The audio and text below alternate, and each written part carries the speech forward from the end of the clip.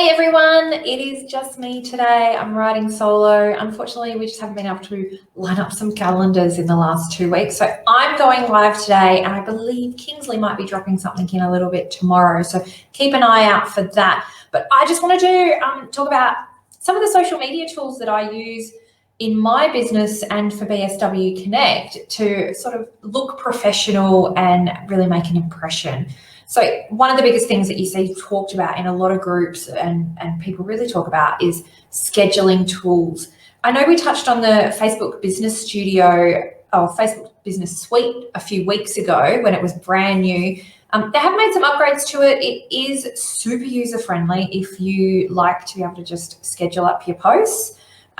There is still Facebook Creator Studio and Instagram Creator Studio if they are your tools of preference. So if you want to use those, go for it. But I personally really like Facebook Business Suite. So give it a crack. If you haven't tried it, it is a website and it is a phone app. I love the phone app. Maybe I just love an app. The other thing that you can use for the Facebook Business Suite is you can schedule up your Instagram and Facebook Facebook then will not sort of penalize you or downgrade your post when you're scheduling because they see it as a native integration. It's their product, so they go, oh, it's us, it's within us that we're posting. My other favorite tool for scheduling is Hootsuite. I hope I've said that right. Anthony will tell me if I haven't. But it is a scheduling tool. It goes across a lot more platforms. So it's an independent platform that you can use across Facebook, Instagram, LinkedIn, YouTube, and Pinterest. So it goes across basically every social platform out there. I personally use it for LinkedIn posting. I don't use it for Facebook and Instagram because I'm using the business suite, but find out what works for you. Hootsuite can become quite expensive when you've got to upgrade and you're managing multiple things, but if you're just managing your one page, it's probably pretty okay. The other stuff that people look at are graphics. So you'll see people have these beautifully branded graphics with all of their colors, their logos and everything, and also with a stock image in it and a quote on it, and they'll just look really pretty. Most of the time people are using Canva. It is the go-to product. It's huge. And it has a free version and it can be free forever if you want it to. The other one people might like is PicCollage or another one that really escapes my mind. Adobe is another one that people use. So I personally really like Canva. It's super easy to use. It's, again, got a phone app. Maybe that's something about me. The phone app's really easy. The website is also very easy, and they're releasing new things every day. So it feels like they just released the other day that you can now have your text curved on your images that you're creating. They also have a really great selection of stock images on both their free and on their paid. So Canva Pro, I think it's about $170 a year to pay. Again, it's a tax deduction if you're doing these sorts of things in business.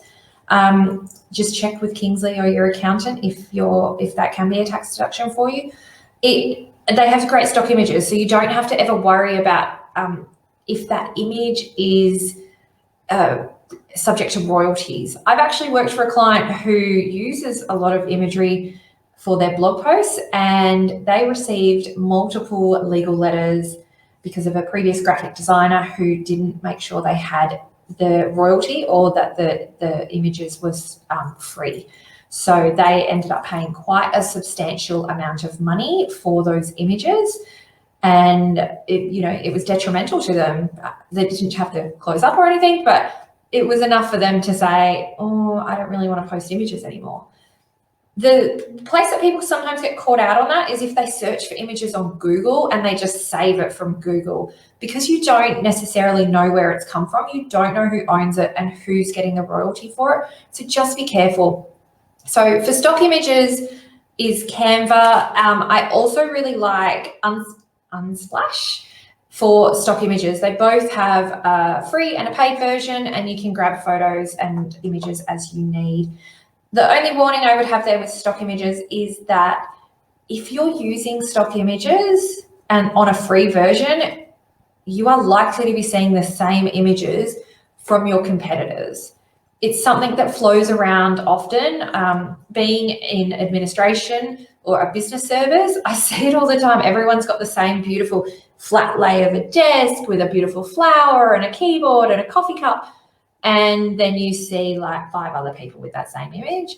So it's worth getting the paid version if you want to be independent and stand out. Anthony might say something else, but I know that Anthony has licenses for all sorts of stuff, and I've seen that he just goes and pulls and grabs, and I am very jealous that he has access to that. I only have the paid version of Canva. He probably has a lot more, but Adobe Pro also has stock images in there as well that you can grab from.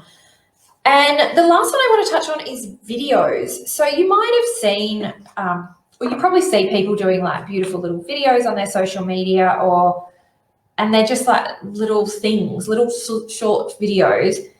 It is likely that they are making those in a little editing program. Some are free, some are cost a little bit. It's really your choice where you want to go. Canva has some basics ones. I actually made a really nice video cover the other day for somebody. They work in finance, and it's got a piggy bank and it's got a kid putting money in a piggy bank, and it relates to the video they're going to do. So I created that in Canva and I snipped that in through another program. So yeah, it's Canva's really easy for that and really great for social media images with little short videos.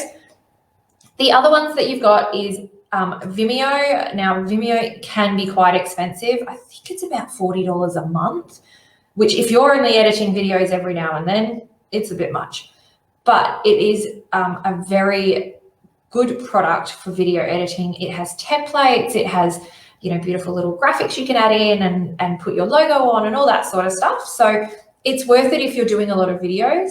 The other one, and my preferred video editing tool, is Movavi. I hope I've said that right. It is super easy to use. You're able to just snip videos, cut them up, insert things. You can put a bit of music on the top if you want. Just be careful on music royalties. I'm not going to go into that, but similar to photos, there are royalties. Just be careful.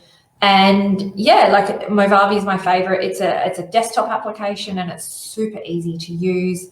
That's how I edit most of the videos that I work on. But yeah, that's my little take on some tools that you can do. So I'll just do a quick recap because I did a lot. Scheduling tools, Facebook Business Studio or Hootsuite, they're my favorites. Graphics, stock imagery, as they are also known. I use Canva or Unsplash, but you can also use Adobe to create beautiful graphics and beautiful images. My preference, again, is Canva. It's so easy. And there is Adobe Pro, which you can use. Then the other one is video editing. So there is Vimeo and Movavi. Canva also does video editing, but it is very basic. So just keep that in mind. But that's what I've got for you guys today. And I hope that you get lots out of that. Ask questions, happy to help, just holler out. All right, guys, that was your This Week in Business. And I hope you are having a wonderful week. Thanks.